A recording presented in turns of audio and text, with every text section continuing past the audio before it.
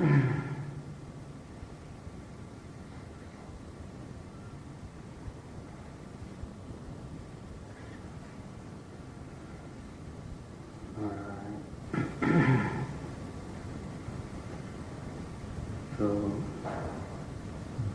न्याय वैशेषिक दर्शन के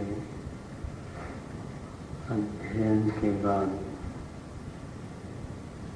क्रम से जो प्राप्त दर्शन है आस्तिक दर्शनों में, वो है मीमांसा दर्शन। असल में इसका नाम है पूर्व मीमांसा दर्शन। मीमांसा शब्द का अर्थ होता है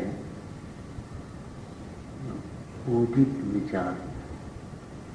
मीमांस्यते अनया इति मीमांसा, मीमांस्यते विचार्यते इत्यर्थः।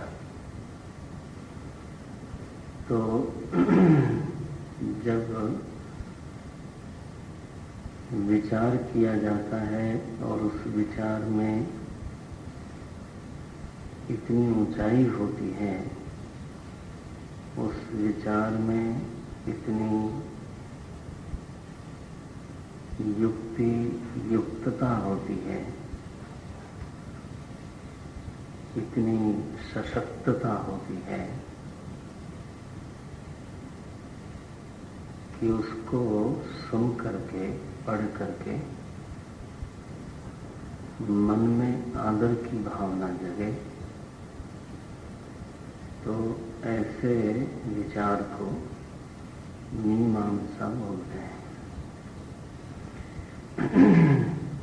ऊर्जित विचार, ऐसा विचार जो आदरणीय है, ऐसा विचार जो श्रद्धा उत्पन्न करता है, श्रद्धा पूर्वक किया गया है, श्रद्धा उत्पन्न करता है। तो सुनने और कहने वाले के हृदय में जो अज्ञान अंधकार को मिटाता हो,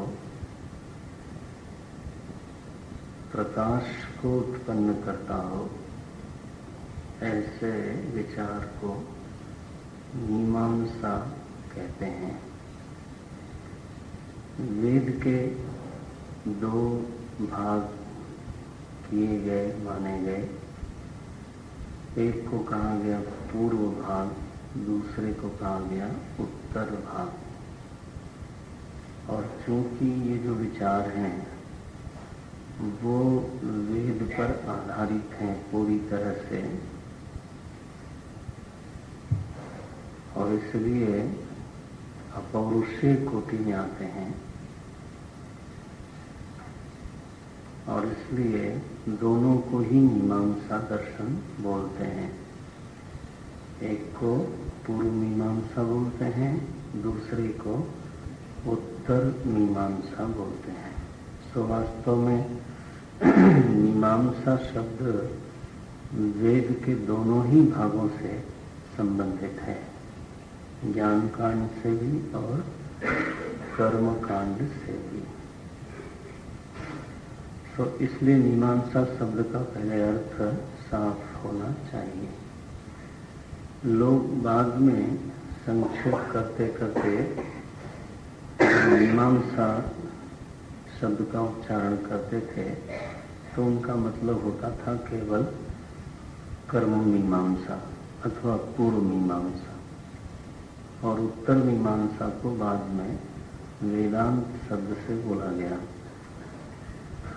तो वेदांत चूंकि प्रसिद्ध शब्द हो गया, इसलिए प्रायः समाज में उत्तर मीमांसा के रूप में उसको बहुत कम लोग पहचानते हैं।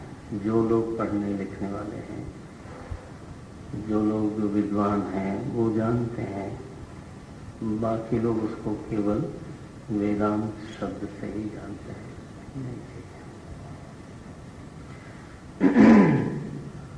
तो पूर्व मीमांसा ये मुख्य अर्थ है, इसको समझ के रखना चाहिए। अच्छा भाई, पूर्व मीमांसा का जो मूल ग्रंथ है वो है जैमिनी सूत्र। महर्षि जैमिनी ने पुराणों के अनुसार ये भगवान वेदव्यास के साक्षात शिष्य थे। भगवान वेदव्यास ने समूचे वेद के विषयों का विस्तार करने के लिए, उसका प्रचार करने के लिए तो 4 विभाग बनाए। उसमें से जो वेदांत है, ज्ञान कांड है, उसका स्वयं जिम्मेदारी ली, उसका दायित्व तो स्वयं लिया और उन्होंने ब्रह्म सूत्र की रचना की। और कर्म विभाग को समझाने के लिए उनके जो परम तेजस्वी शिष्य थे महर्षि जैमिनी, उनको उन्होंने ये दायित्व दिया और वह सूत्र प्रसिद्ध ही हो गया जैमिनी सूत्र के रूप में। वैसे तो वो धर्म सूत्र कहना चाहिए उसको, तो पहला सूत्र उसका यही है, अथातो धर्म जिज्ञासा। लेकिन नाम का इतना आदर हुआ कि लोगों ने उसको जैमिनी सूत्र के रूप में ही पहचाना, सिद्ध हो गया। कहते हैं वैशंपायन ऋषि को उन्होंने इतिहासों के प्रचार के लिए उत्तरदायित्व दिया। इतिहास माने रामायण और महाभारत। और सूत जी के जो पिता थे रोमहर्ष, तो उनको उन्होंने फिर पुराण के प्रचार के लिए नियुक्त किया। भगवान वेदव्यास के ही ये 4 शिष्य थे। साक्षात वेद के ही ये 4 विषय हैं। उनमें से महर्षि जैमिनी का चुनाव किया कर्मशास्त्र के प्रचार के लिए, कर्मशास्त्र को समझाने के लिए, और ग्रंथ का प्रणयन हुआ, नाम पड़ा जैमिनी सूत्र। तो ये भी ईसा से 6ठी शताब्दी से भी पहले का सूत्र है ये, ऐसा लोग मानते ही हैं। बाद में जैमिनी सूत्र के ऊपर एक भाष्य लिखा गया, तो वो भाष्य लिखने वाले थे शबर स्वामी, शबर ये बोलते हैं। तो जैमिनी सूत्र में कुल 12 अध्याय हैं, इसलिए उसका एक नाम विद्वानों में प्रसिद्ध है, द्वादश लक्षणी।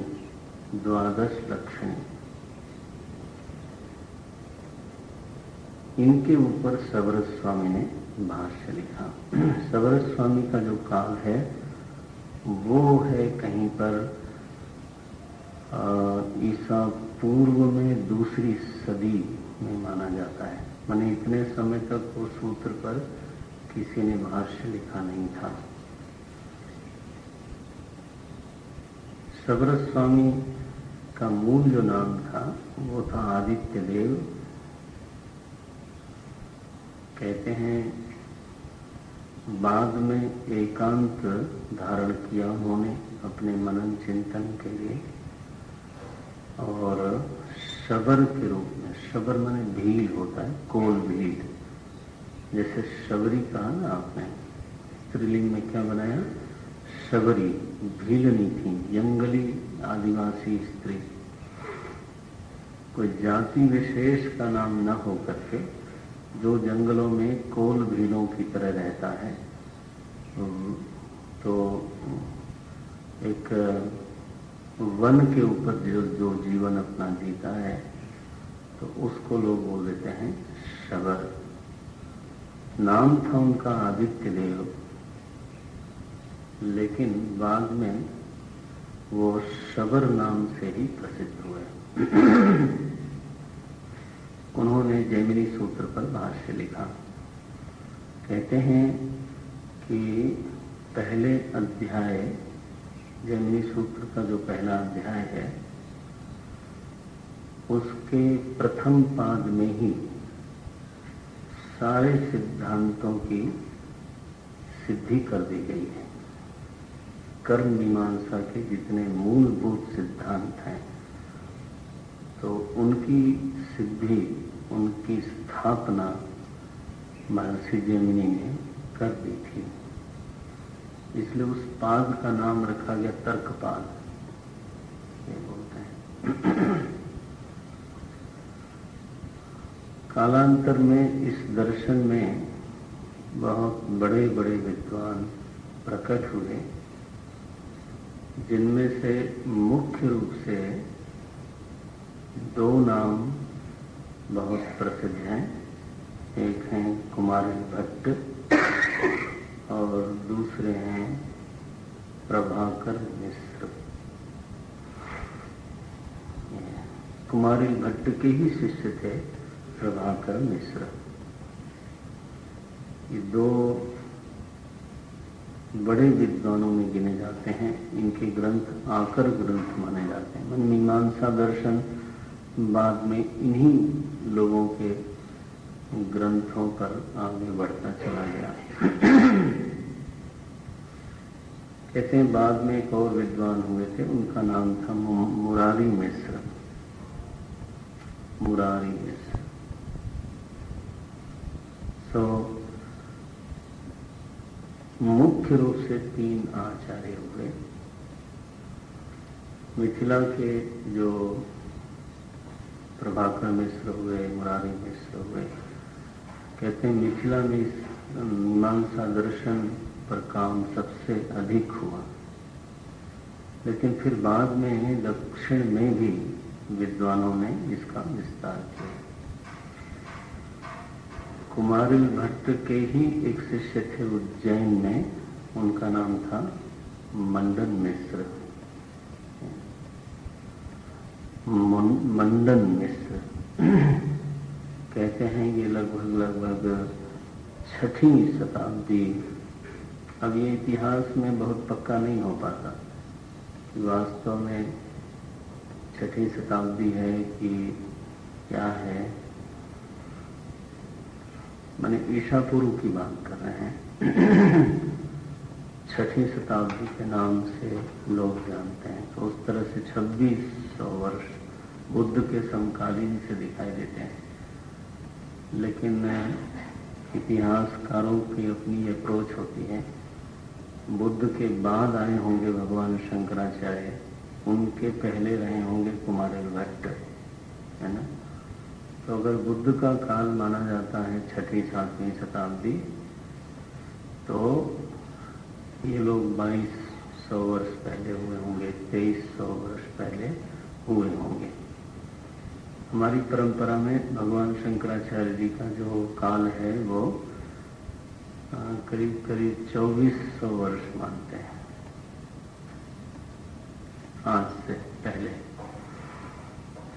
लेकिन कुछ इतिहासकार लोग उनको कोई 1200 वर्ष भी मानते हैं, कोई 1100 वर्ष मानते हैं। कैसे मानते हैं वो बहुत युक्ति संगत नहीं है, क्योंकि भगवान बुद्ध के अवतरण के बाद बौद्ध धर्म 1000 वर्ष तक इस देश में रहा हो, ऐसा नहीं था। आज से 2500 वर्ष पहले, मैंने 5 शताब्दी पहले ईसा के पूर्व अशोक का समय था। अशोक के समय बुद्धिज्म, बौद्ध दर्शन अपने चरम पे था। उसी समय पूरा देश ही एक तरह से बौद्ध हो गया। तो उसी के 100-150 वर्ष बाद भगवान भाष्यकार का समय, कुमारिल भट्ट का समय मानना उचित जान पड़ता है। और हमारी परंपरा में तो आपकी सूचना के लिए बताएं कि हमारे शंकर पीठों के ऊपर एक जो पट्ट होता है, पट्टिका होती है, उसमें कौन से शंकराचार्य किस समय गद्दी पर बैठे, कितने समय तक रहे, तो इसका पूरा क्रम लिखा हुआ है।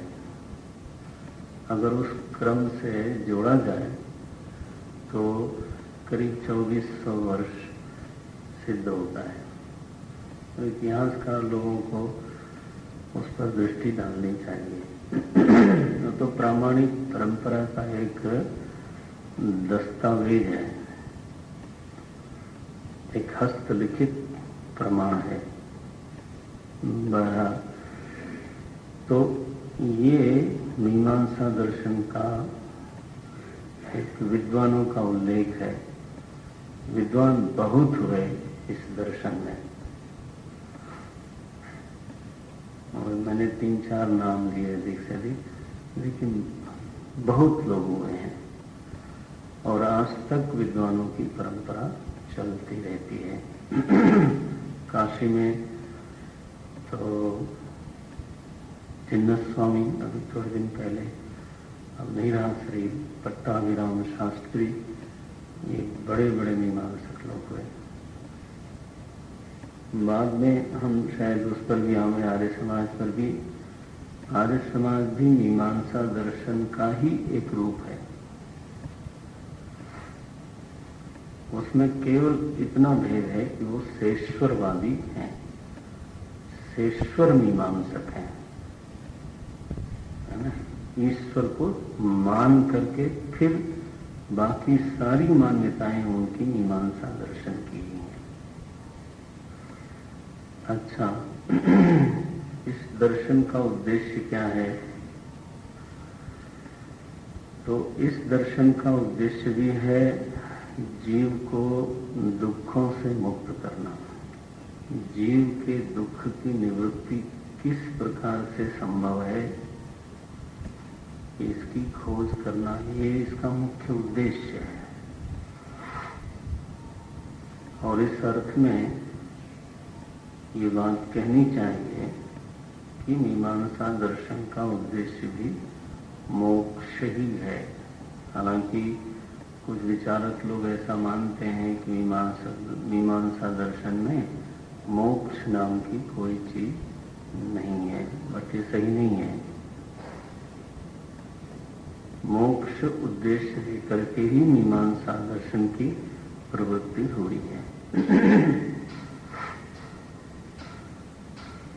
प्रमाण क्या है इनके? बोले 6 प्रमाण हैं इनके। पहली बार माने पूर्ण वैदिक दर्शन होने के नाते तो प्रमाणों की संख्या बढ़ गई। यहाँ पर न्याय दर्शन और वैशेषिक दर्शन में 4 प्रमाणों को माना गया था। प्रत्यक्ष प्रमाण, अनुमान प्रमाण, उपमान प्रमाण और शब्द प्रमाण। अर्थापत्ति को नहीं मानते। कल हमने अर्थापत्ति, उपमान की जगह अर्थापत्ति बोला था, वो सुधार लेना। न्याय दर्शन अर्थापत्ति को अनुमान में ही शामिल करता है और वैशेषिक दर्शन भी अर्थापत्ति को अनुमान में ही शामिल करता है। तो उनका जो मूल प्रमाण है वो 4 है। तो प्रत्यक्ष प्रमाण, अनुमान प्रमाण, उपमान प्रमाण और शब्द प्रमाण। थोड़ा तेज करें। और बस ठीक है।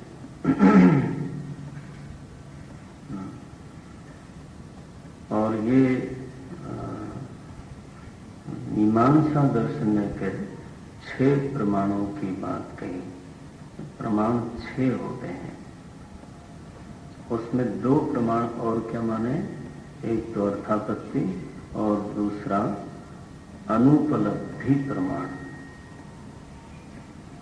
ये अर्थापत्ति को उन्होंने कहा कि ये अलग प्रमाण मानना ही पड़ेगा, अर्थापत्ति का लक्षण वैसे तो आपने प्रमाण मीमांसा में पढ़ा है, लेकिन लक्षण एक ये है कि जिस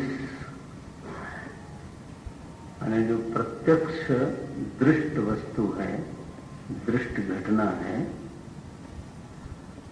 उस घटना की, उस स्थिति की सिद्धि जिस अर्थ के बिना नहीं हो सकती, उस अर्थ को बताने वाले प्रमाण का नाम है अर्थापत्ति। दृष्टांत है, जैसे नदी में बाढ़ आ गई, ये प्रत्यक्ष है। अब इस प्रत्यक्ष स्थिति की सिद्धि बिना बरसात के नहीं हो सकती। तो वर्षा का ज्ञान कराने वाला जो प्रमाण है, माने जो अनुमान प्रक्रिया होगी, उसको बोलते हैं फिर वो अर्थापत्ति। दूसरा दृष्टांत लोग देते हैं देवदत्त का। देवदत्त पीवरः दिवा न भूंगते। देवदत्त मोटा है लेकिन दिन को भोजन नहीं करता। विनोद में ही इसको समझा दिया लोगों ने। देवदत्त पीवरः दिवा न भूंगते। तो अब अर्थापत्ति क्या निकली? बोले रात में खाता होगा, क्योंकि पीवरत्व और उपवास ये दोनों की व्याप्ति बनती नहीं, इसलिए रात्रि भोजन जरूर करता होगा। नारायण। सब अर्थापत्ति प्रमाण को माना उन्होंने, और अनुपलब्धि प्रमाण को भी माना। बोले अभाव का भी ज्ञान होता है, और अभाव का ज्ञान प्रत्यक्ष हो नहीं सकता, क्योंकि जो इंद्रिय का संयोग होता है वो भाव पदार्थों के साथ होता है। सन्निकर्ष जो होगा वो भाव पदार्थ के साथ होगा। जब वस्तु वहां है ही नहीं तो सन्निकर्ष कैसे होगा? तो अभाव का जो ज्ञान है वो प्रत्यक्ष नहीं है, उसकी एक अपनी ही स्वतंत्र प्रक्रिया होगी।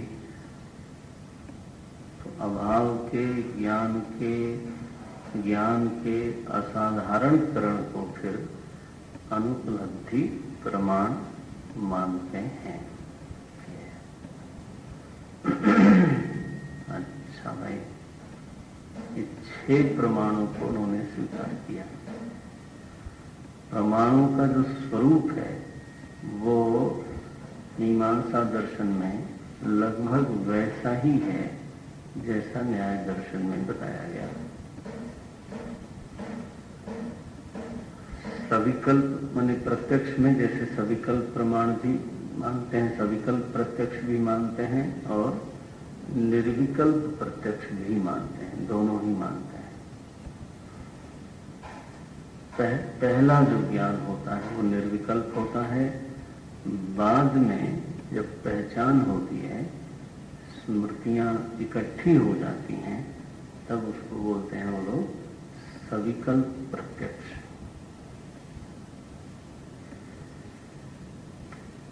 मीमांसा दर्शन में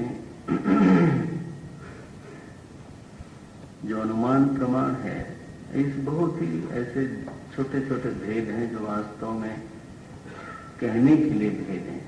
जैसे अनुमान प्रमाण में न्याय दर्शन ने 5 अवयव माने हैं: प्रतिज्ञा, हेतु, दृष्टांत, उपनय और निगमन। मीमांसा दर्शन ने कहा कि 5 की जरूरत नहीं है, हर बार प्रतिज्ञा करने की जरूरत नहीं है। हेतु दीजिए, दृष्टांत दीजिए, बात खत्म करिए। अथवा ऐसा भी बोलते हैं 3 अवयव पर्याप्त है। दृष्टांत दे दीजिए, दार्ष्टान्त में उसका उपनय कराइए और फिर निगमन करिए, बस। तो प्रत्येक स्थान पर पांचों अवयवों को सिद्ध करने की जरूरत है नहीं। जहां कोई मांग करता है वहां आप करिए, लेकिन जहां कोई मांग नहीं करता है वहां तो केवल, और आप देखेंगे भी शास्त्रों में दृष्टांत देते हैं, कई बार तो उपनय भी नहीं कराते, हेतु दिया और दृष्टांत दिया और निगमन कर दिया। लेकिन देखने से ऐसा ही लगता है कि पांचों विषयों का, माने पांचों अवयवों का पूरी तरह से इन लोगों को ज्ञान भी था और पांचों अवयवों को बहुत अच्छी तरह से मानते भी थे, लेकिन हर बार प्रतिपादन के लिए इनको उसकी आवश्यकता नहीं दिखाई पड़ती थी। इसलिए तीन अवयवों को मुख्य रूप से स्वीकार किया गया। अनुमान में इतना ही भेद है, बाकी प्रमाण लगभग न्याय दर्शन ने जैसा प्रतिपादन किया, मीमांसा दर्शन ने भी वैसा ही प्रतिपादन किया। इसमें एक बात का ध्यान रखना कि नकल करी मीमांसा दर्शन में ऐसा नहीं है, दोनों की निष्पत्तियां एक जैसी हैं। इसलिए न्याय दर्शन का मीमांसा दर्शन ने नकल कर लिया, ऐसा कहीं लगने लगे तो उसको आप थोड़ा दूर रखिएगा। पढ़ाते समय अगर पहले मैं मीमांसा दर्शन पढ़ाता और बाद में न्याय दर्शन पढ़ाता तो आपको क्या लगता? मीमांसा दर्शन की नकल न्याय वालों ने की है। ऐसा नहीं है, कोई किसी ने किसी की नकल नहीं करी है, सबकी अपनी निष्पत्तियां हैं। इस बात को मुख्य रूप से समझना चाहिए। अच्छा भाई, 6 प्रमाणों के बाद तत्व क्या माना इन्होंने? तत्व मीमांसा में किसको रखते हैं? तो 9 द्रव्य इन्होंने बिल्कुल वैसे का वैसा स्वीकार किया है।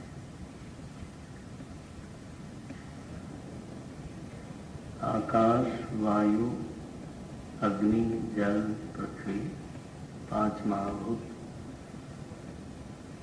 दिक् तत्व, काल तत्व, मनस तत्व और आत्म तत्व। इसमें से 8 जो द्रव्य हैं वो अचेतन है,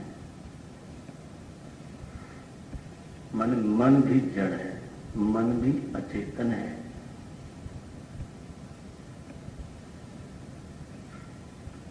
लेकिन अब भेद देखना, आत्मा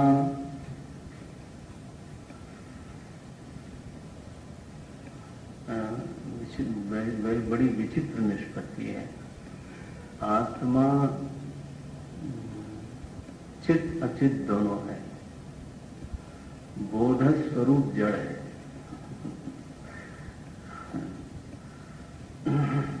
कैसा सुनने में लगता है? बोध स्वरूप है फिर जड़ है। तो वो कहते ये हैं कि ज्ञान शक्ति आत्मा में अंतर्निहित है, विद्यमान है। ज्ञान शक्ति, देखो यहां पर बोध को उन्होंने क्या कर दिया?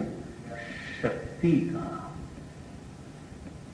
न्याय दर्शन ने गुण कहा था, इन्होंने क्या कहा? वो एक तरह की शक्ति है, जानने की एक सामर्थ्य है, ज्ञान की शक्ति है जो आत्मा में विद्यमान है, आत्मा में अंतर्निहित है।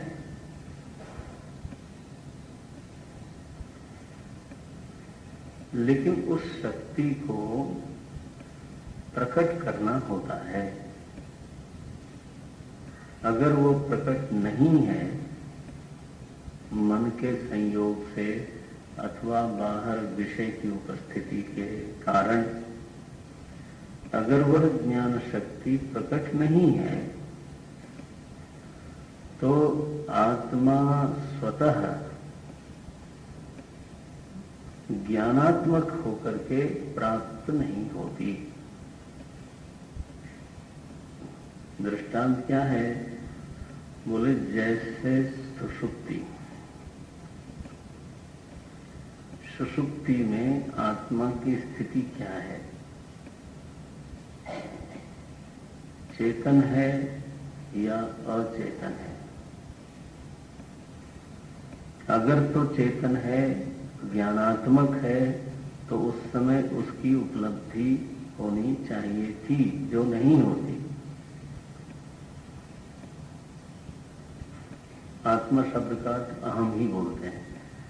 अहम वृत्ति के द्वारा जो जाना जाता है, अहम वृत्ति से जो ज्ञायमान है, अनुभूयमान है, उसका नाम आत्मा है।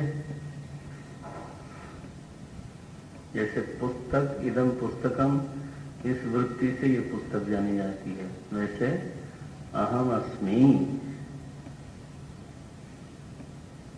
अहम अस्मि, इस वृत्ति से आत्मा जाना जाता है। तो सुषुप्ति में आत्मा की स्थिति क्या है? बोले सुषुप्ति में ज्ञानात्मक है, ज्ञान स्वरूप है।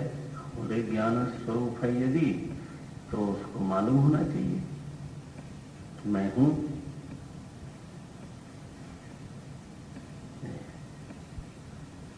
तो ज्ञान स्वरूप है यह बात, यह ज्ञान शक्ति उसमें से प्रकट होने की जरूरत है।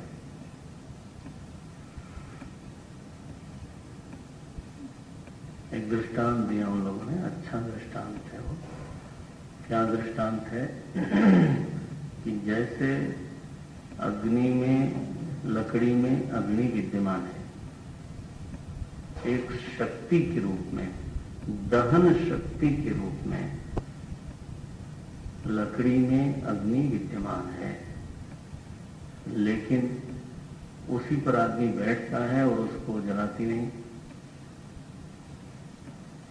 देखो, आप लोग उसी पर कापी रख करके लिख रहे हो, तो दहन शक्ति उसमें अंतर्निहित है, दहन शक्ति उसमें विद्यमान है, वो ठीक है। लेकिन वह शक्ति अगर प्रकट नहीं है तो वह दहन क्रिया नहीं करेगी। तब जो काष्ठ है वो दाहक रूप से उपलब्ध नहीं होगा। कब होगा? जब उसमें से दहन शक्ति को हम प्रकट करेंगे। तो बोले आत्मा एक ऐसा द्रव्य है, द्रव्य मानते हैं उसको, नवद्रव्य कहा ना, तो उसमें आत्मा भी एक द्रव्य है। आत्मा एक ऐसा द्रव्य है जिसमें ज्ञान शक्ति विद्यमान है।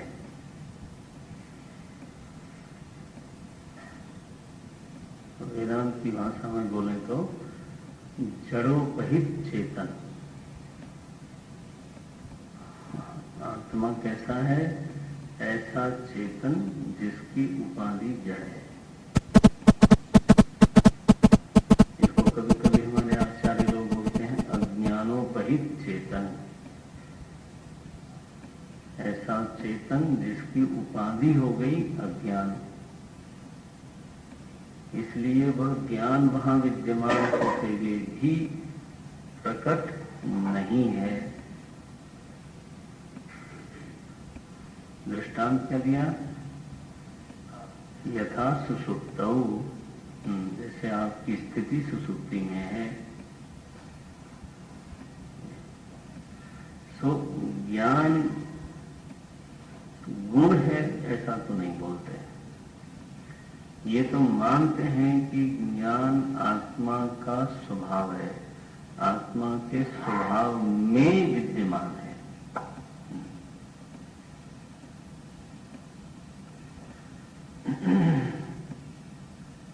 आत्मा में ही ज्ञान शक्ति विद्यमान है, ये बात तो है अपनी जगह पर।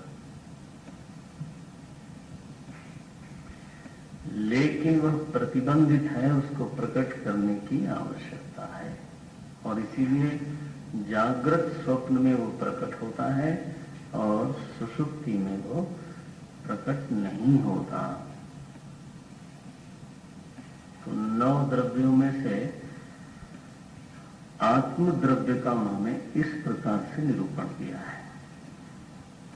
बाकी जो 8 द्रव्य हैं वो वैसे ही हैं जैसे कि न्याय दर्शन ने स्वीकार की।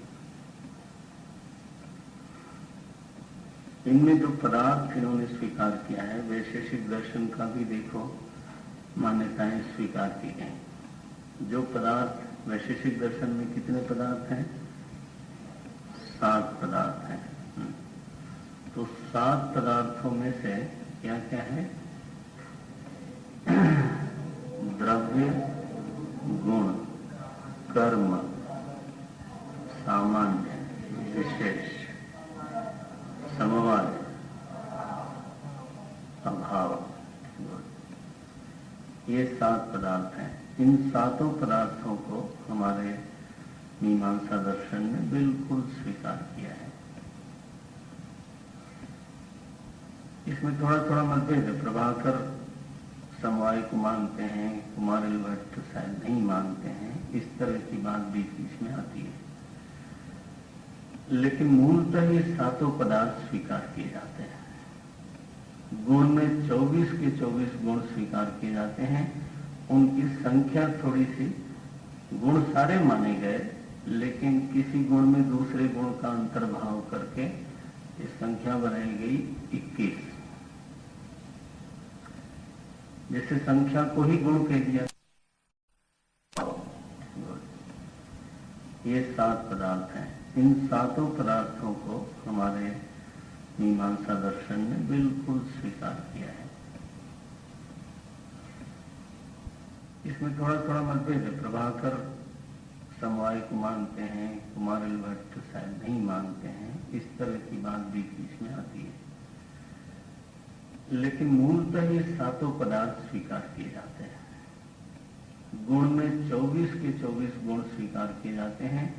उनकी संख्या थोड़ी सी, गुण सारे माने गए, लेकिन किसी गुण में दूसरे गुण का अंतर्भाव करके ये संख्या बनाई गई 21। जैसे संख्या को ही गुण कह दिया गया। बोले संख्या को अलग अलग से गिनने की आवश्यकता नहीं है। इस तरह से शब्द को अलग से गिनने की आवश्यकता नहीं है। इस तरह से 24 की बजाय उन्होंने संख्या जो रखी हो 21 रखी। तो द्रव्यों की स्थिति को स्वीकार किया, 9 द्रव्यों की स्थिति को स्वीकार किया, और फिर 24 गुणों की स्थिति को स्वीकार किया। नारायण। समवाय को स्वीकार किया गया, सामान्य को स्वीकार किया गया, विशेष को स्वीकार किया गया। विशेष को अलग से नहीं मानते ये, वो सामान्य में ही विशेष का अंतर्भाव करते हैं। इसलिए इनके यहाँ पदार्थ 7 की बजाय 6 हो गए। और कुमारिल भट्ट के मत में पदार्थ 6 की बजाय 5 होंगे, क्योंकि वो समवाय संबंध को स्वीकार नहीं करते हैं।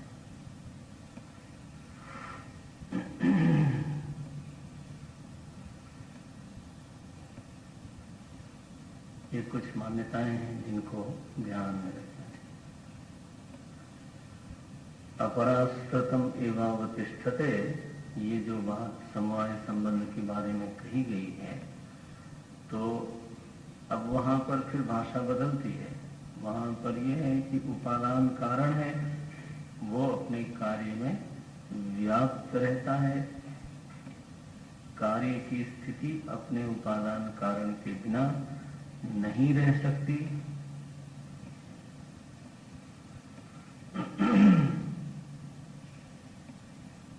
समवाय संबंध मानने पर दोनों द्रव्यों की, माने कार्य की भी स्वतंत्र सत्ता माननी पड़ती है और कारण की भी पृथक सत्ता, स्वतंत्र भले न कहें, पृथक सत्ता माननी पड़ती है।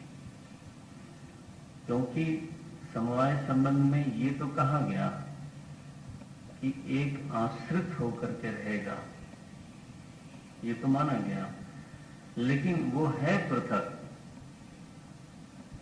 जैसे अवयवी से अवयव पृथक है, ये कहना पड़ेगा। जो तरंग है वो जल पर आश्रित होकर रहेगी, वो ठीक है, लेकिन तरंग है जल से पृथक। घट मिट्टी पर आश्रित रहेगा, लेकिन घट मिट्टी से पृथक है। सूत से जो वस्त्र है वो पृथक है। तो कुमारी भट्ट ने कहा कि पृथकत्व क्या है, इसमें पृथक बताओ मुझे क्या है। हम सूत निकाल लेते हैं, फिर अपना वस्त्र रखो। तो आप देखोगे कि कुमारी भट्ट जी की का जो चिंतन है वो वेदांत की ओर झुक गया। आरंभवाद को स्वीकार नहीं कर सकते, कार्य के पृथकत्व को स्वीकार नहीं कर सकते। कार्य का पृथकत्व स्वीकार करना माने अधिक व्यवहारोन्मुखी हो जाना, तत्वोन्मुखी न होकर के व्यवहारोन्मुखी हो जाना। जैसे आभूषण की सत्ता को स्वर्ण से पृथक स्वीकार करने में जो हेतु है वो है आभूषण को पहनने की इच्छा। क्यों? क्योंकि सोने को नहीं पहना जा सकता। नारायण, सोने की अगर सिल्ली पड़ी हो घर में तो उससे हम अपना श्रृंगार नहीं कर सकते।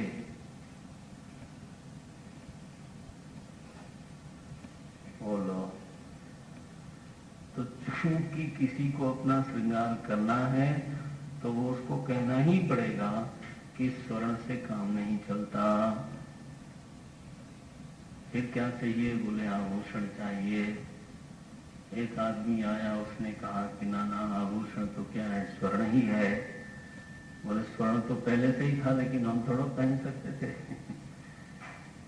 तो व्यवहार ही इसमें हेतु बनता है। कार्य की पृथक सत्ता को बुद्धि में सिद्ध करवाने वाला कोई तत्व नहीं है, बल्कि व्यवहार है। भागवत जी में जो जड़ भरत की कथा है उसमें ये प्रसंग आया है। तो आप लोगों ने कितना धारण किया होगा मुझे मालूम नहीं। भागवत कितनी बार किसने सुनी है? एक बार किसने सुनी? सबने एक ही बार सुनी। आशीष ने वो भी नहीं सुनी। और सुधीर प्रधान ने एक बार। दो बार किसने सुनी है? दो बार कहाँ सुनी? 3-4 लोगों ने 2 बार भी सुनी है। ओह अच्छा। कहाँ सुनी? हाँ, तो उसमें जो ये रहुगण का प्रसंग है, रहुगण इस विषय को उठाते हैं। ये दर्शनों को थोड़ा सा देखते रहना चाहिए। पुराणों में उसी का विस्तार है, उपगृंहण है। तो रहुगण इसी प्रश्न को उठाते हैं कि आप घट को मिथ्या क्यों बोलते हो? मेरी दृष्टि में तो घट भी सत्य है। हेतु? बोले मिथ्या घट से पानी नहीं भरा जा सकता। ये बोला रहुगण महाराज ने, ये अर्थ बोला। मिथ्या घट से पानी नहीं भरा जा सकता, इसलिए घट भी एक स्वतंत्र पदार्थ मात्र होना चाहिए। इसलिए जो कार्य है जैसे शरीर आदि, वो भी एक स्वतंत्र पदार्थ मानना चाहिए। बराबर फिर कभी देखना आप लोग पन्ना पलट के। कुमारिल भट्ट ने इसको स्वीकार नहीं किया, समवाय संबंध को ही मना कर दिया। बोले ये सब ऐसे व्यवहार से सिद्ध होने वाली एक चीज है, आपने जबरदस्ती कार्य को सिद्ध करने के लिए एक संबंध खोज डाला। आप समझ रहे हो समवाय संबंध का अभिप्राय क्या निकला? कि कार्य सत्ता को पृथक सिद्ध करने के लिए आपने एक शब्द ही बना डाला। क्या शब्द बनाया? समवाय संबंध। अब इस शब्द ने क्या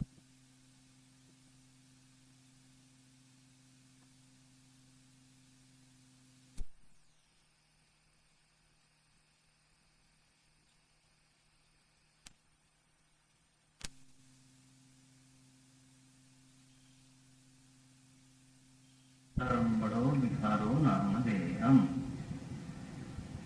बोले विकार जिसको आप कहते हो वो वाणी का विलास है, कोई चीज नहीं।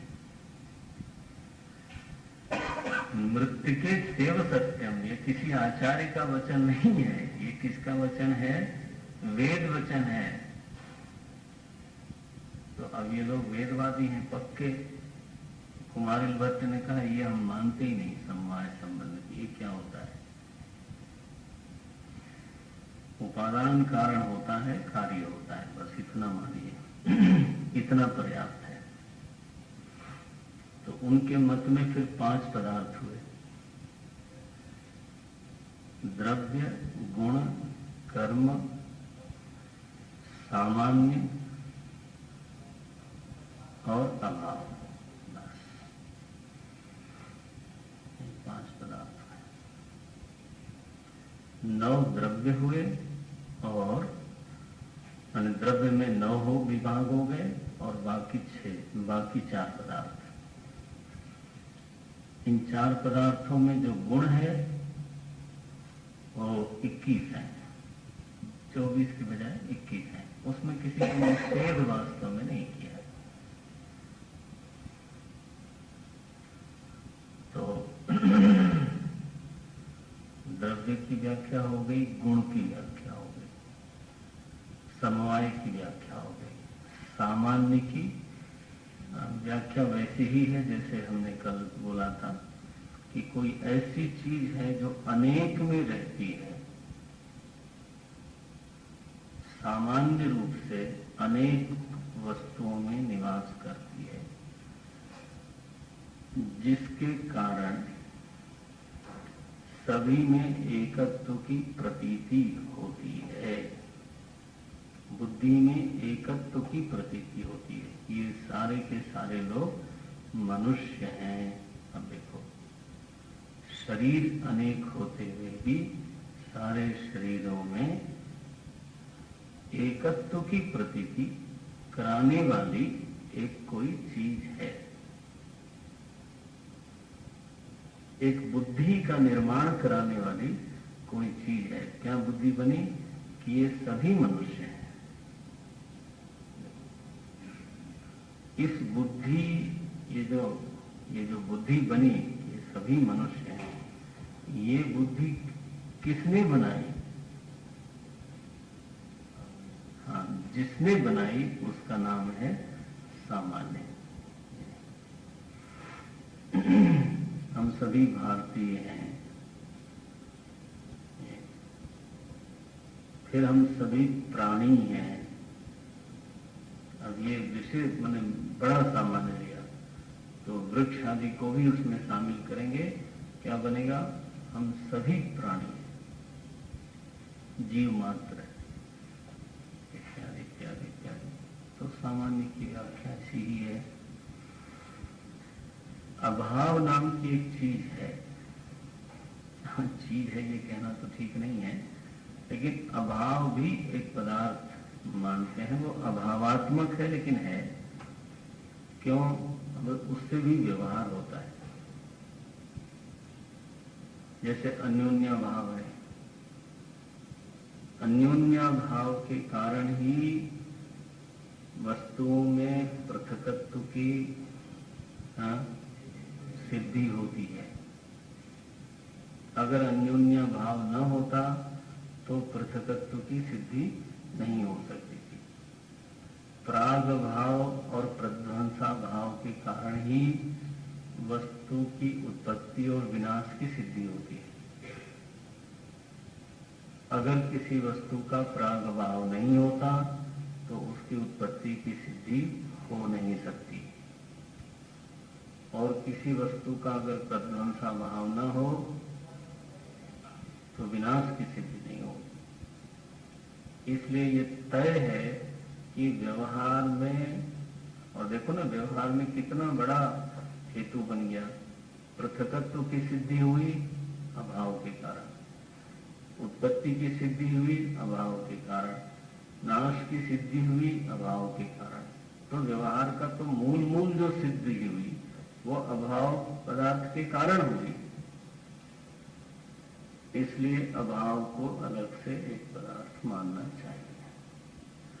बल्कि एक और बात बोल दें बीच में, ये तो आपको विस्तार से पढ़ना पड़ेगा अगर रुचि हो तो, लेकिन प्रसंगवशात कोई चीज बोलते रहेंगे। उन्होंने अंधकार को भी एक वस्तु माना है।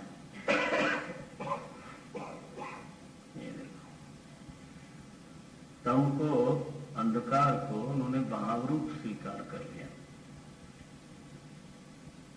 वो कहते हैं द्रव्य है, अंधकार भी एक द्रव्य है। क्यों भाई? बोले उसमें गुण है, उसमें क्रिया भी है और उसमें गुण भी है। क्या गुण है भाई? पूछा गया क्या गुण है अंधकार में? बोले उसका रंग काला है। बोले अंधकार एक ऐसा पदार्थ है जिसका रंग काला है। बोले ये क्यों बोलते हो? बोले गोरे अंधकार को देखा है क्या?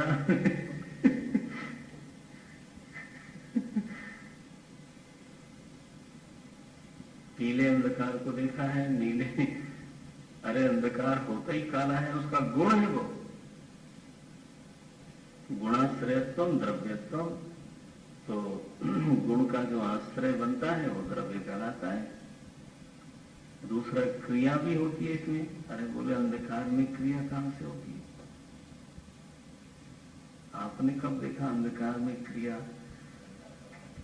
बोले पहले सांझ के समय में वो वृक्षों में आके बैठता है, बाकी जगह प्रकाश रहता है, वृक्षों में आके बैठ जाता है। आप देखना आज शाम को, मैंने तो कई बार देखा है। फिर धीरे से समय पा करके जब सूर्य देव का अस्त हो जाता है, वो पश्चिम दिशा में लुढ़क जाते हैं। हाँ, सूर्य देव लुढ़क जाते हैं पश्चिम दिशा में। गए महाराज, तब वो पेड़ से उतरता है और धीरे धीरे पसरता है। तो लोग बोलते भी हैं अंधकार पसर गया। आप देखेंगे सुबह जब होती है तो फिर वो धीरे धीरे भागता है। कहाँ भागता है? फिर से पेड़ पे चढ़ता है।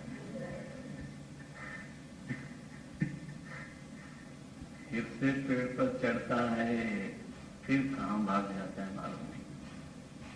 तो उसमें क्रिया है, अंधकार में क्रिया भी है। तो जो क्रिया का आश्रय बनता है और गुण का आश्रय बनता है, उसको द्रव्य कैसे नहीं मानोगे? तो अंधकार को द्रव्य माना। क्रियाश्रयत्वा गुणश्रयत्वा।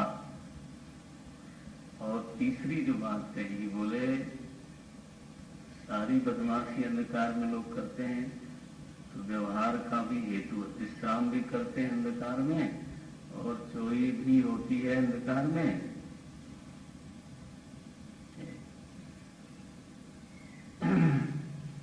जहां भूत इत्यादि होते हैं वो भी हैं, जैसे अंधकार पेड़ पर से उतरता है वैसे वो भी उतर आते हैं धीरे से। दिन को फिर भी मामला ठीक रहता है, लेकिन तो ये व्यवहार का हेतु बनने के कारण अंधकार जो है एक पदार्थ है, एक द्रव्य है, ऐसा मान लिया। ये तत्व मीमांसा के संदर्भ में ये बातें आप समझना। अब रहा न्याय दर्शन का मुख्य विषय कर्म। गुण माने द्रव्य, गुण, कर्म, सामान्य और अभाव, ये 5 पदार्थ हैं।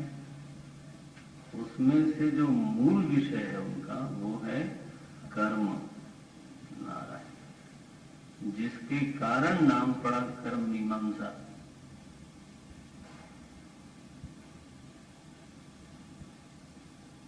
उनका जो विशेष योगदान है, विशेष चिंतन है, वो इस बिंदु पर आकर के हुआ। ध्यान रखना, प्रमाण पर भी बहुत चिंतन हुआ उनका। इसलिए मैंने सावधान किया कि आप ये न समझ लेना कि नकल मार ली नैयायिकों की, बिल्कुल नहीं। उनके ऐसे बड़े बड़े ग्रंथ हैं, प्रामाण्यवाद पर सूक्ष्म ग्रंथ।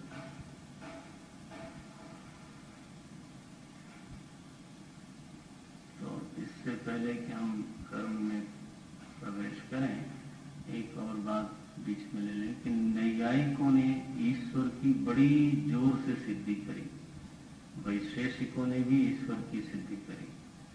इन्होंने कहा ईश्वर की कोई जरूरत दिखाई नहीं देती। पूछा गया कि नित्य सर्वज्ञ कोई ईश्वर नाम की सत्ता आप मानते हो कि नहीं मानते हो? तो बोले उसकी आवश्यकता क्या है, क्यों माना जाए, मानने में हेतु क्या है? बोले सृष्टि का कर्ता कौन बनेगा, सृष्टि का नियंता कौन बनेगा, सृष्टि का संचालक कौन बनेगा, प्रवर्तक कौन बनेगा? उन्होंने कहा किसी के बनने की जरूरत नहीं है, सृष्टि नित्य है। ध्यान दो, मीमांसा दर्शन में सृष्टि नित्य है, प्रवाही नित्य है।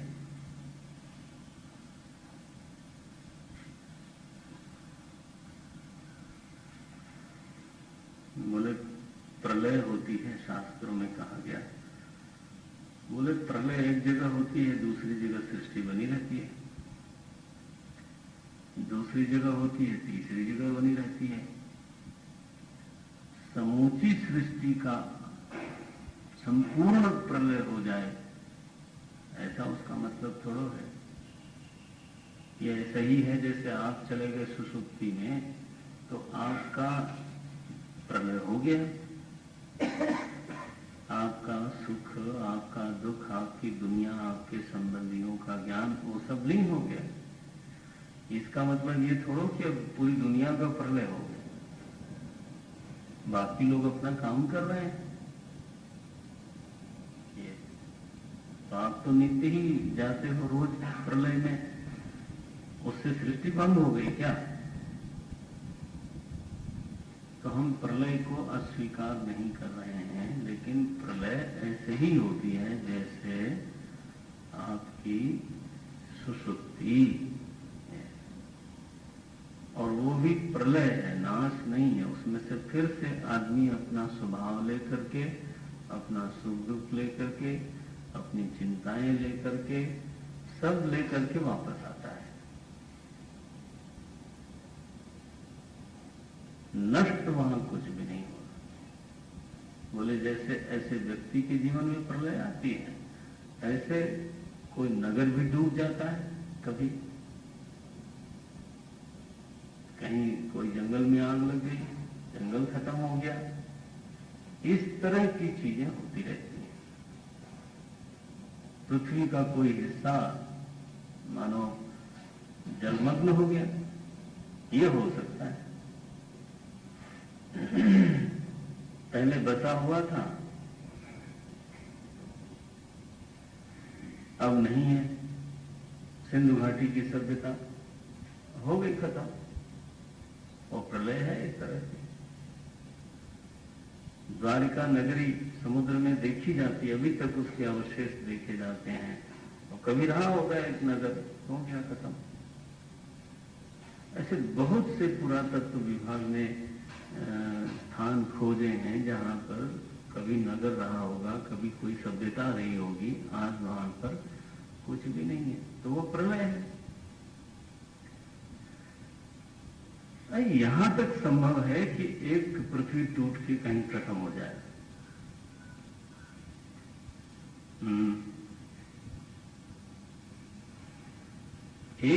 एक कोई पृथ्वी, माने पृथ्वी कोई एक थोड़ा है, अनंत कोटि ब्रह्मांड है। इस आकाश गंगा में, गैलेक्सी में पता नहीं कितने कितने सौर्य मंडल हैं, और उन सौर्य मंडलों में पृथ्वियां हैं। उस पर कितना जीवन होगा, नहीं होगा। बोले इस विषय में आप क्यों परेशान हो गए? प्रलय को हम अस्वीकार, शास्त्र में लिखा है तो हम उसको अस्वीकार थोड़ा करते हैं। लेकिन सृष्टि माने एक मोहल्ला नहीं होता। सृष्टि माने अनंत कोटि ब्रह्मांड हैं, वो एक बनी रहती है, बस आप ये समझो।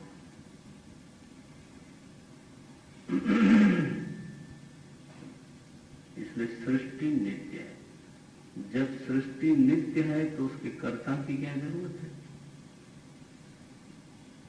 लो, यही कहा था ना याइकों ने, यद कृति या कृति ही सा सकर्तृकम, यद कार्यम तत् सकर्तृकम। जो कार्य है वो कर्ता के साथ होगा। कार्य ही नहीं है, हम ये बोलते हैं। सृष्टि कोई कृति नहीं है, नित्य है बस।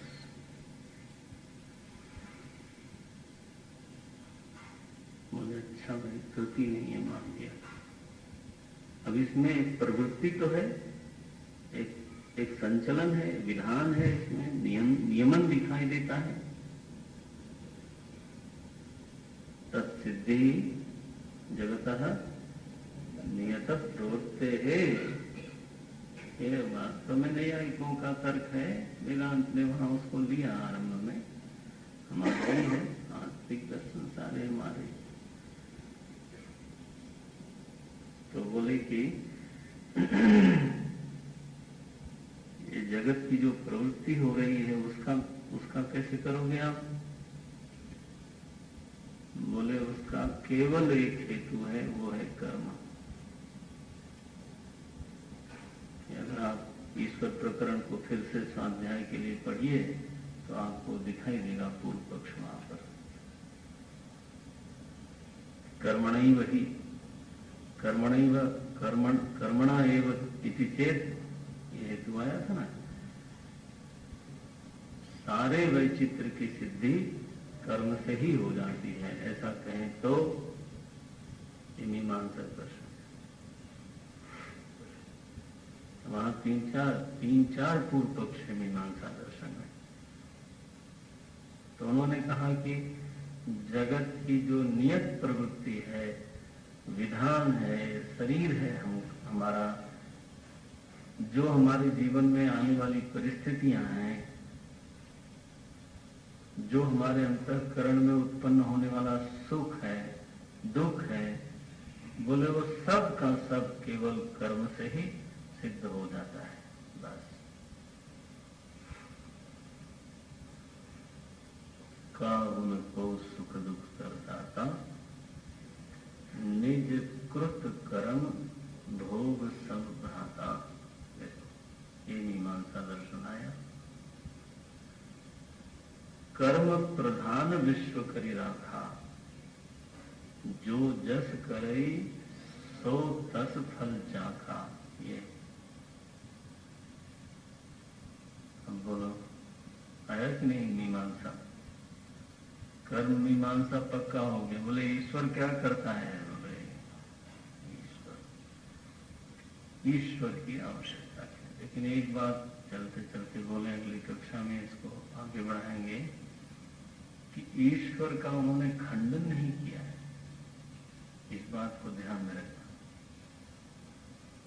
कुमारिल भट्ट ने अथवा प्रभाकर मिश्र ने अथवा मुरारी मिश्र ने ईश्वर का निषेध माने पॉजिटिवली खंडन करना कि ये ऐसा कोई पदार्थ नहीं है, ऐसा प्रतिपादन करना, ये उन्होंने नहीं किया। उनका कहना ये हमारा विषय नहीं है, हमारा विषय है कर्म।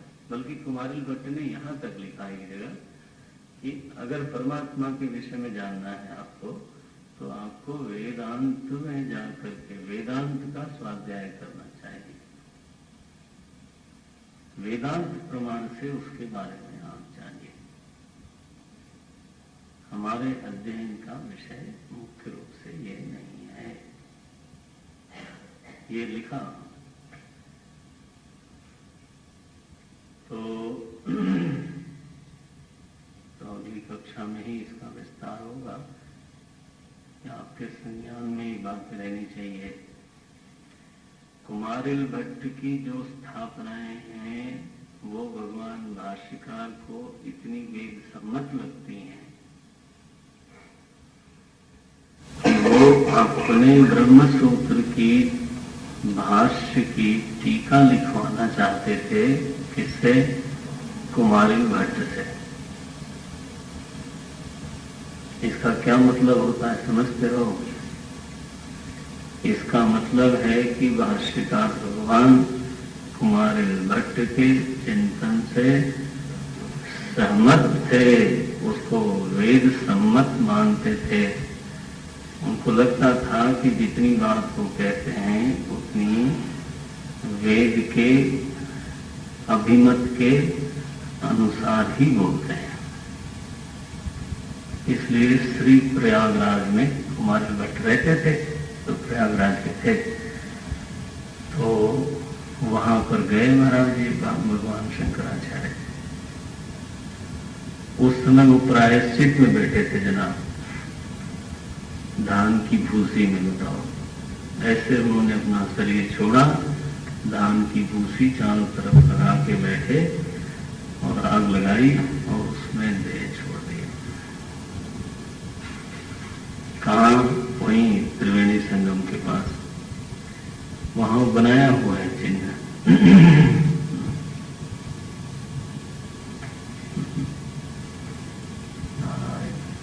तो आगे हम अगली कक्षा में देखते हैं इसका विस्तार।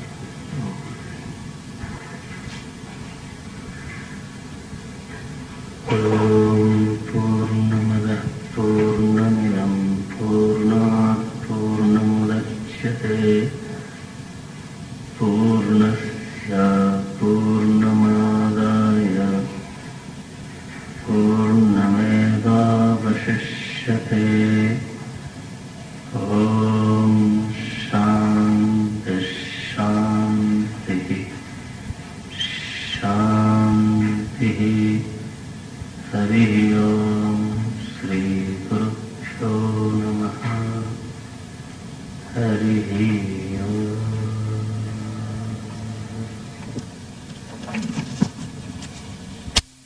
अदातृत्वात्, और इसमें न बोलना, अनुरूप दातृत्वात् न पढ़ देना, उसमें अच्छी है। अनुरूप अदातृत्वात्, क्योंकि वो तो जैसा है वैसा बोल देता है, तो वो किसी को ज्यादा कम ये करने का उसका स्वभाव नहीं है। अनुरूप फलदाता पहले बोल चुके हैं, अनुरूप फलदाता, उसी का भी यहां पर बोलते हैं अनुरूप फलदातृत्वात्। बोले अरे ऐसे तो देखा जाए तो राजा भी अगर केवल अपने धर्म में रह करके बात करे तो रागादिमान नहीं कहलाता। राजा अभी असाधुन दंडयन साधुन परिरक्षण न रागादिमान कथ्यते इति भाव।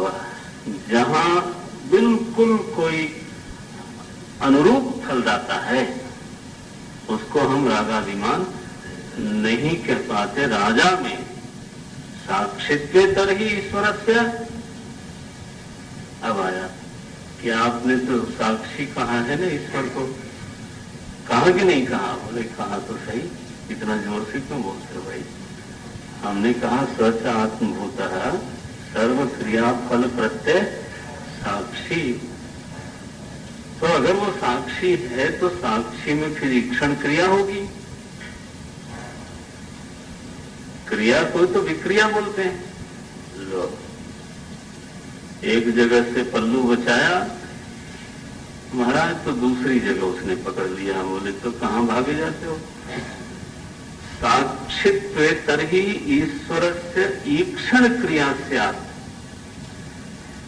तब तो ईश्वर में ईक्षण क्रिया माननी पड़ेगी कि बैठ के देखे ही जा रहा है। बोले कोई देखे वेखे नहीं जा रहा है, विज्ञान स्वभाव। ये भाष्यकार का शब्द है, नित्य विज्ञान स्वभाव। इस साक्षित्व में जो ईक्षण क्रिया का आरोप हो रहा था, आरोप लग रहा था, उस आरोप से निवृत्ति के लिए भाष्यकार ने सर्व क्रिया फल प्रत्यय साक्षी के बाद जो शब्द चुना वो क्या चुना? नित्य विज्ञान स्वभाव। ये देखो समझ में आता है आनंद गिरि जी की महिमा। भाष्यकार के शब्दों का वैभव आनंद गिरि जी महाराज खोलते हैं। अगर ये न खोलते तो लगता है ये चार शब्द अच्छे लगे होंगे तो उसको उठा के उन्होंने रख दिया। सच आत्मभूतः सर्वस्य। फिर सर्व क्रिया फल प्रत्यय साक्षी। फिर अगला शब्द है नित्य विज्ञान स्वभाव। नित्य विज्ञान स्वभावस्य अनिर्वाच्य विषयावच्छेदेन साक्षित्वम। देखो ये बड़ा शब्द है, कल्पितम इत्यर्थ। उस नित्य विज्ञान स्वभाव परमात्मा में जो विषयावच्छेद करने का जो गुण है, अनिर्वाच्य एक शब्द लिखा, यह निर्वचनीय है। वास्तव में तो उसमें साक्षित्व कल्पित है।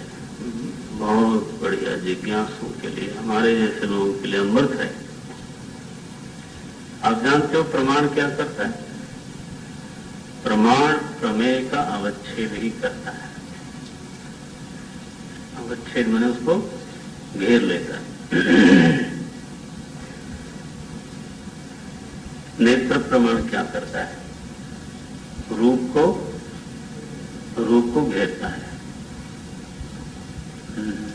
परिच्छेदक होता है, एक रूप को दूसरे रूप से अलग करता है।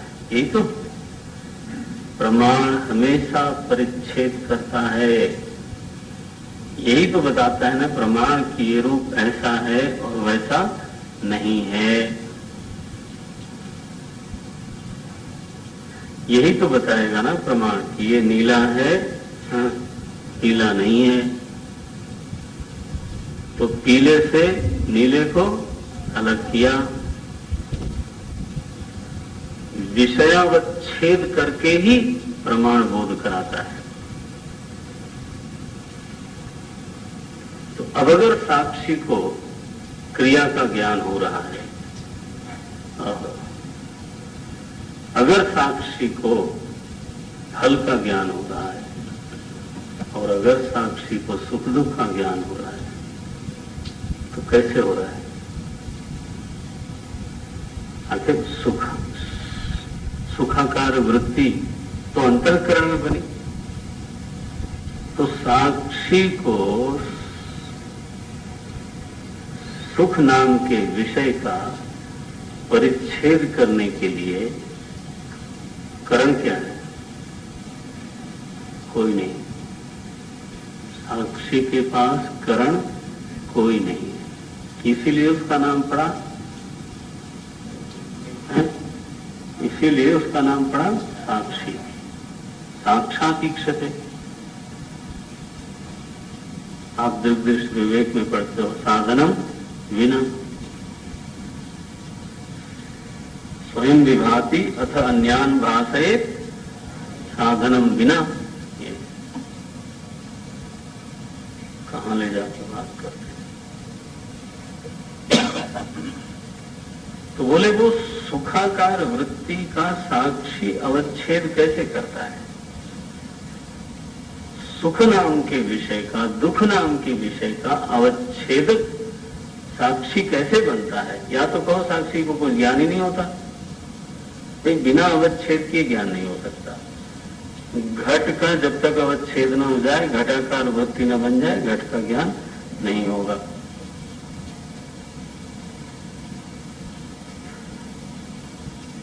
तो साक्षी किस तरह से विषय का अवच्छेद करता है? आनंदगिरी जी महाराज ने कहा ये अनिर्वचनीय बिंदु है। क्या शब्द लिखते हैं? नित्य विज्ञान भावस्य अनिर्वाच्य विषयावच्छेदेन साक्षित्वम्।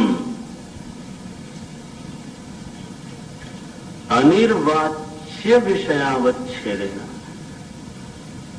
बोले इसका निर्वचन नहीं हो सकता। अनिर्वचनीय का क्या अर्थ है कि एक चीज हो रही है, आपके अनुभव में है, लेकिन किसी भी तरह से उसकी व्याख्या नहीं हो सकती।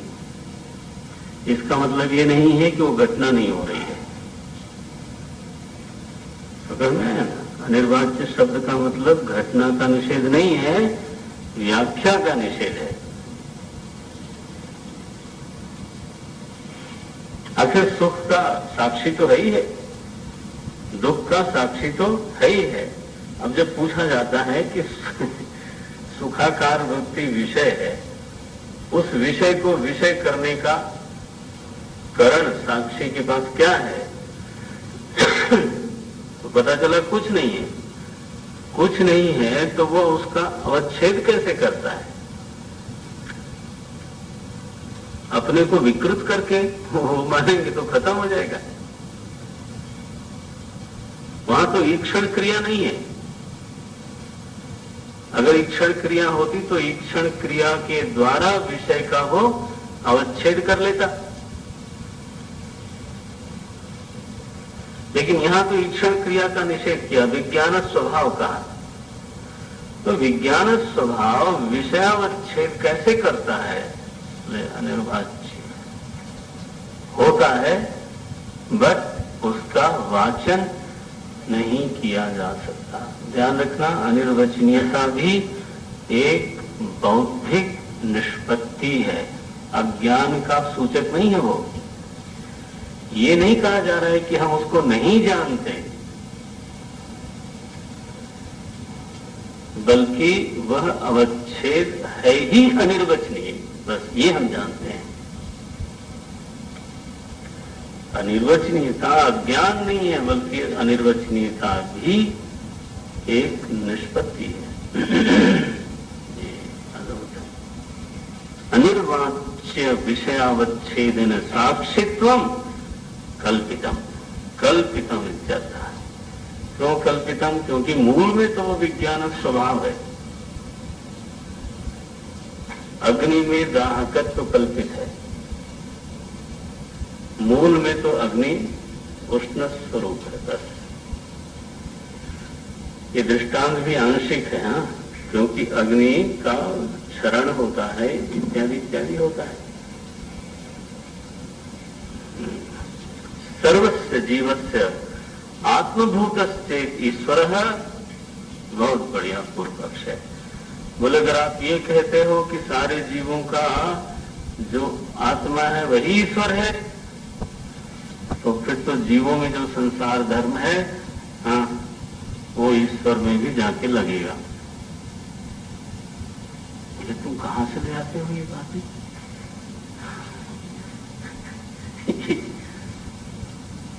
शांति से बैठता नहीं। बोले महाराज अभी शांति से बैठ जाएंगे तो फिर कभी शांति नहीं होगी। आपके सामने जो प्रश्न कर लेना है वो कर लेना है, फिर शांति ही शांति है। क्या बोलते हैं? सर्वस्य जीवस्य आत्मभूत है भूतश्चेदीश्वर तर्हि संसार धर्म ही लिप्येत। क्यों लिप्येत? संसारी अभेदात, क्योंकि वो संसारी से फिर अभिन्न हो गया है कि नहीं? अभिन्न बताइए, भिन्न है क्या?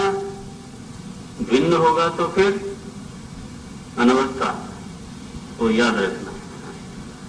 भिन्न माना तो चक्रिका पत्ती और अनवस्था, अभिन्न माना तो संसारी। बोलो कहां जाओगे? अरे बोले तुम कहां जाओगे, तुम सोचो भाई। हम तो बता रहे हैं संसार धर्म ही असंस्पृष्ट, चौथा शब्द है ये ईश्वर के बारे में। भाष्यकार का चौथा शब्द है संसार धर्म ही असंस्पृष्ट। टीकाकार क्या बोलते हैं? न केवलम उपपत्ते है ईश्वर सिद्धि, संसारी अभेदा, न केवलम उपपत्ते है ईश्वर सिद्धि ही श्रुते है अपि इति उक्तम ताः श्रुति ही उदाहरति। तो ईश्वर का स्वरूप अद्वैत वेदांत में क्या है?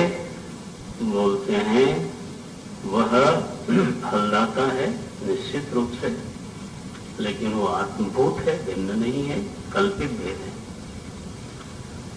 आत्मभूत है, सर्व क्रिया फल प्रत्यय साक्षी है, नित्य विज्ञान स्वभाव है और संसार धर्म से असंग है, असंस्पृष्ट है, निर्लिप्त है। ऐसा हमारा प्रभु है। इसको हम वेदांत में ईश्वर कहते हैं। अगली कक्षा में चर्चा करेंगे।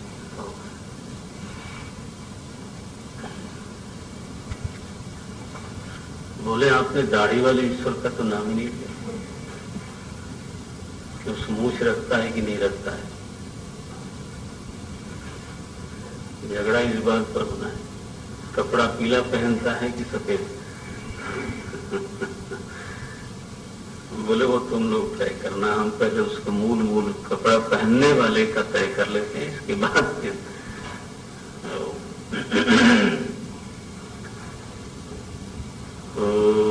पूर्णमदः पूर्णमिदं पूर्णात् पूर्णमुदच्यते पूर्णस्य पूर्णमादाय पूर्णमेवावशिष्यते। ओम शांति शांति शांति।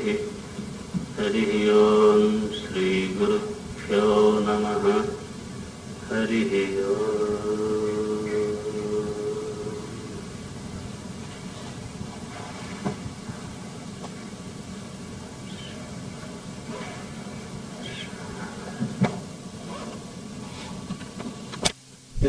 महानिर्वाण क्या होगा मुझे मालूम नहीं। बत्ती का बुझना, महाबत्ती का बुझना और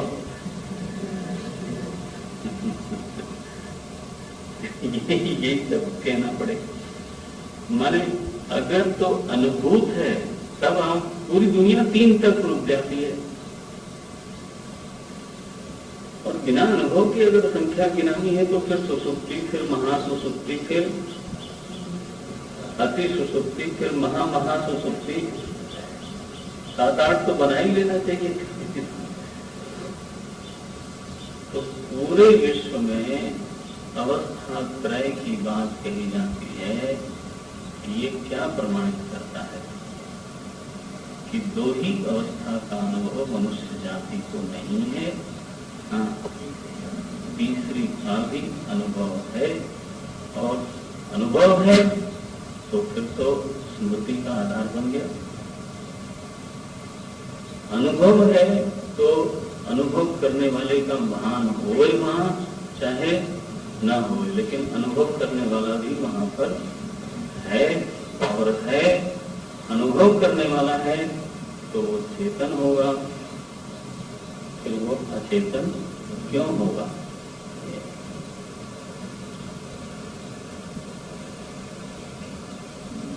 सोचो। सुषुप्ति अननुभूति की अवस्था नहीं है, ये हमारा प्रतिपाद्य है। सुषुप्ति निश्चित रूप से अनुभूति की अवस्था है, भले ही उसमें बुद्धा का अभाव हो, जो डर, कोई डार्क एरिया नहीं रहना चाहिए। ये हमने छुआ नहीं, बच के निकल गए। विचार में बच के निकलना अपने को धोखा देना है, वहीं पर आप कमजोर मिलोगे खुद के नजर में।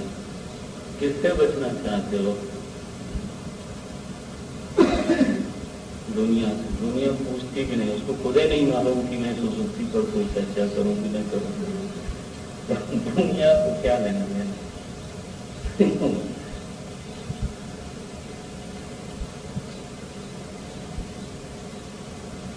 अच्छा है, तो ये जो सुखानुभूति की बात कही जाती है वो क्या चीज है? अभाव प्रत्यालंबना वृत्ति तो मान लिया मैंने, लेकिन फिर सुखानुभूति, सुखम अहम अस्वापसम, ये बात स्मृति बल से कही जाती है।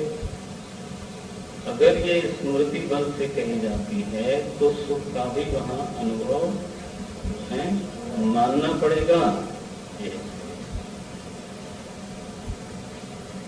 सुख का अनुभव अगर मानते हैं तो क्या समझ आए?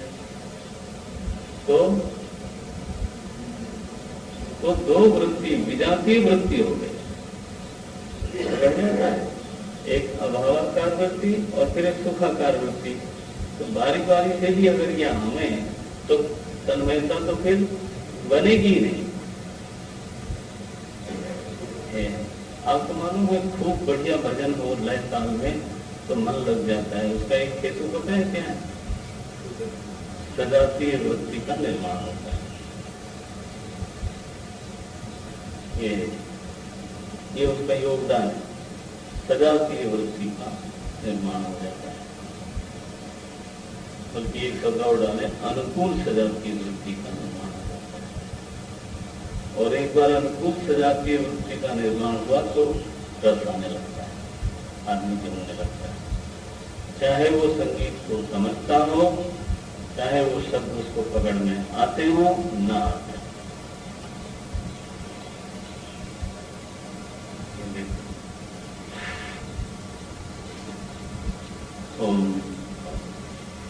तो वो कहते हैं कि जो सुख का उच्चारण हो रहा है वो अनुमिति है, वो स्मृति नहीं है, वो अनुमान है। उसका लिंग क्या है कि उत्थित व्यक्ति अपने में ताजगी का अनुभव करता है। उत्थित काल में सुखानुभूति है, विश्राम की अनुभूति है, स्फूर्ति की अनुभूति है, ऊर्जा की अनुभूति है।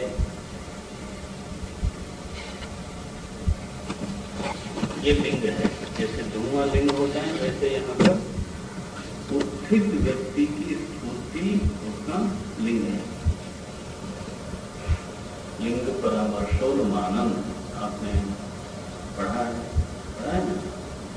तो ये लिंग है और इसका परामर्श हो रहा है कि भाई इतना विश्राम, इतनी स्फूर्ति, इतनी ऊर्जा, सोने के पहले तो मैं बिल्कुल पूरी तरह से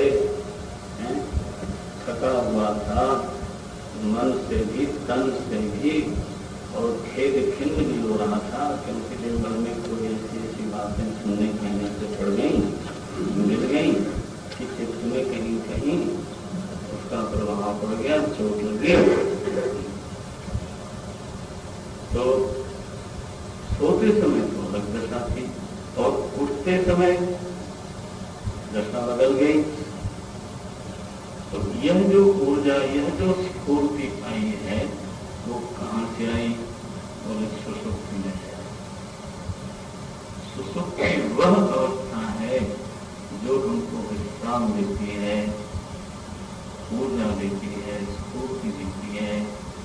सारे गांव को मरण बना देती है। तो सुसुप्ति क्या अवस्था हुई? बोले बड़ी काम की अवस्था है। और बोले सुखद अवस्था है, सुखद है। सुखद है माने सुख देने वाली। और फिर आगे हम मानते हैं कि मानो वहां जाने पर व्यक्ति विश्राम में ही डूब गया। विश्राम देने नहीं बल्कि विश्राम में ही डूब गया, सुख में ही डूब गया, आनंद में ही डूब गया। तो सुक्ति में जाना माने आनंद में डुबकी लगा लेना। जैसे तालाब में शरीर को, जलाशय में शरीर को डुबकी लगा देते हैं तो थोड़ा सा ताजगी आ जाती है। यहाँ तो जीव ही मानो डूब गया किसमें? आनंद में। तो वेद ने कहा कि ये आनंदमय कोश है। वेद ने नहीं कहा ज्ञानमय कोश है, अविद्या कोश है। कहा क्या? पंचकोश में नाम क्या दिया उसका? आनंदमय कोश। ये देखो,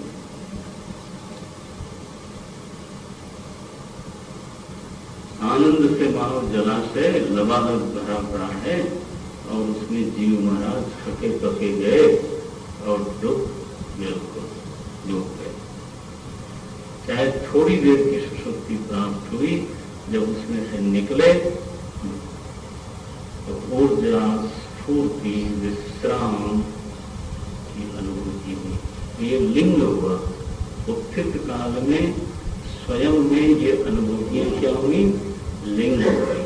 इस लिंग का परामर्श करके अनुमान हुआ कि इसका मतलब है कि